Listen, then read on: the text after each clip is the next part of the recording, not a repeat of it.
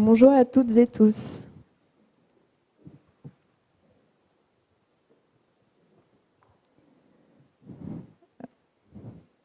Le design thinking n'est pas un mythe. C'est un terme qui décrit l'application d'un processus de design éprouvé à de nouveaux défis et opportunités et qui est utilisé à la fois par ceux qui ont une formation en design et ceux qui n'en ont pas.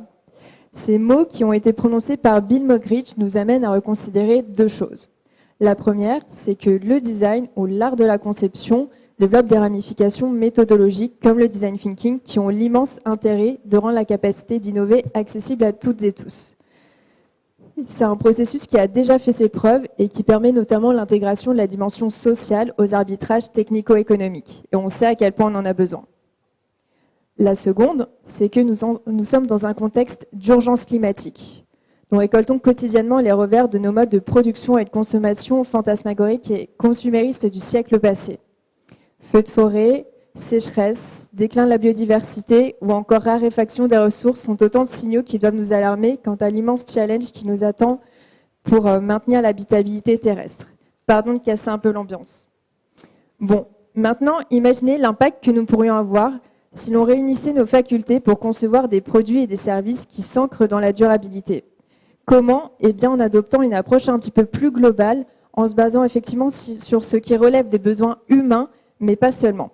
En intégrant également toutes les interactions avec les écosystèmes. C'est ce que nous, à la Discours, on va nommer le design soutenable. Le design soutenable, eh bien, c'est une expertise que l'on développe depuis plusieurs mois par le prisme de la recherche et de l'expérimentation pour tenter d'ancrer les innovations dans la durabilité. C'est un projet ambitieux qui a notamment pour objectif d'élargir notre vision pour ne plus rester uniquement focalisé sur l'humain, mais sur tout ce qui l'englobe, donc sur toutes les interférences qui peuvent l'entourer. Nos confrères de la Discours nous ont transmis les fondements d'une pédagogie par la pratique qui s'ancre sur les 3 cercles que vous voyez apparaître. Donc ça, c'est un modèle qui date des années 80.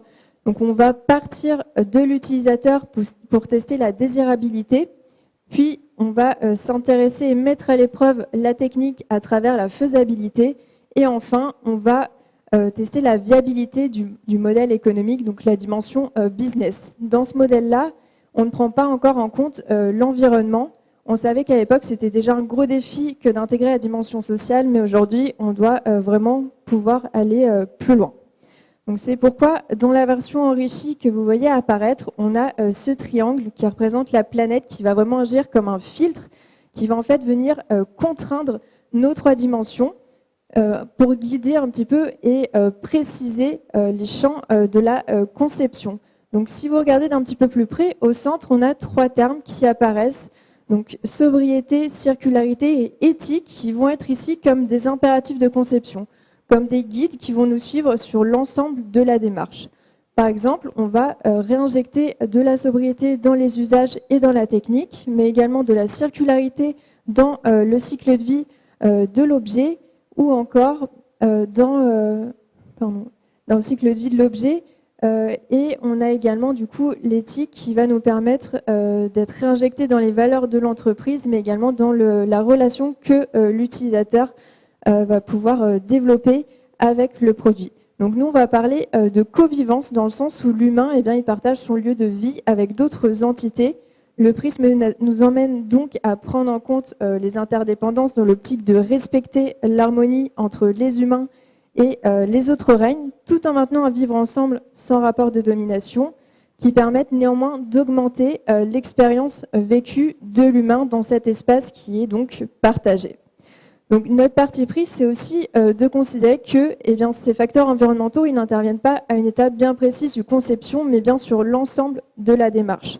Donc nous, à la Discours, on est un petit peu contraints par le modèle avec les 3 dimensions, ce qui fait qu'on a pris le parti pris de ne pas ajouter un 4e cercle qui aurait été comme une étape supplémentaire au processus.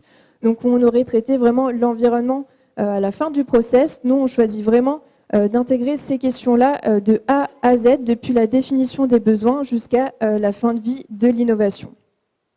Donc le modèle sur lequel on se base pour tenter d'avoir un impact global, eh bien, c'est le parcours en 3 grandes phases du design thinking qui, en l'état, ne prend pas en compte l'environnement dans lequel s'inscrit l'innovation, donc l'environnement au sens le plus naturel. Donc vous voyez ici, on a ce modèle qui est enrichi. Donc on a la phase d'inspiration, la phase d'itération et la phase d'implémentation. On va venir ajouter des outils d'inspiration et d'aide à la décision. Donc par exemple, pendant la phase d'inspiration, qui est la phase où on vient identifier des besoins et reformuler des problèmes, eh bien on va venir prioriser des besoins plutôt fondamentaux.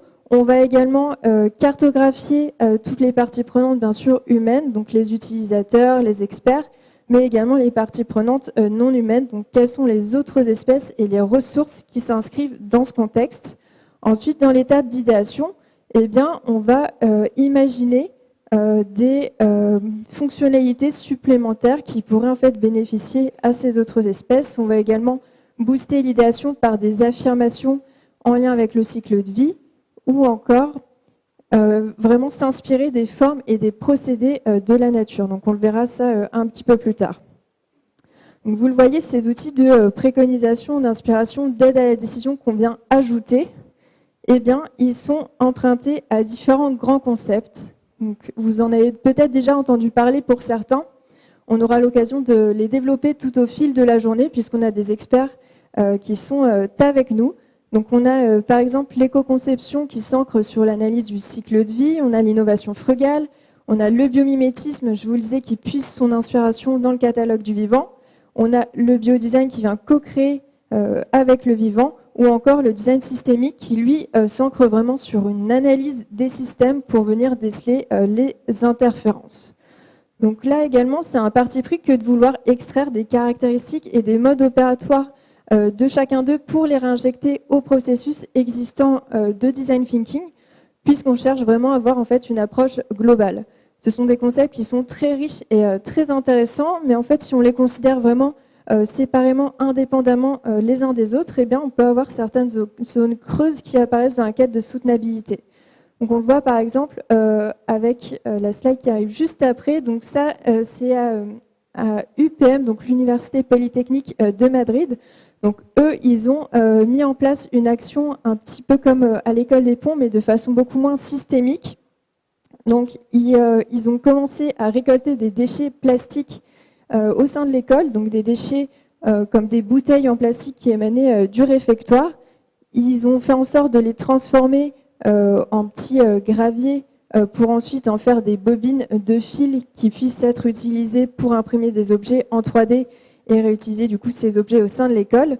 Donc sur le papier, c'est super, sauf que bien évidemment, c'est un processus qui engendre un petit peu de perte de matière. C'est également un processus qui reste quand même assez artisanal puisqu'ils peuvent traiter seulement une toute petite partie des déchets. Donc ça aurait pu être pas mal pour eux de penser également à l'évolution des usages. Donc comment faire pour réduire cette consommation des déchets au sein du campus en installant par exemple des fontaines à eau et en distribuant peut-être des gourdes aux étudiants. Donc voilà, ça vous donne un petit peu une idée de notre démarche. Mais comment donc, comment le design soutenable a-t-il pu trouver une place au sein d'une école d'ingénieurs?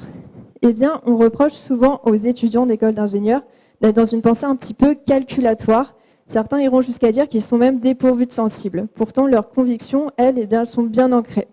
En fait, ils sont souvent amenés à traiter de matières inertes.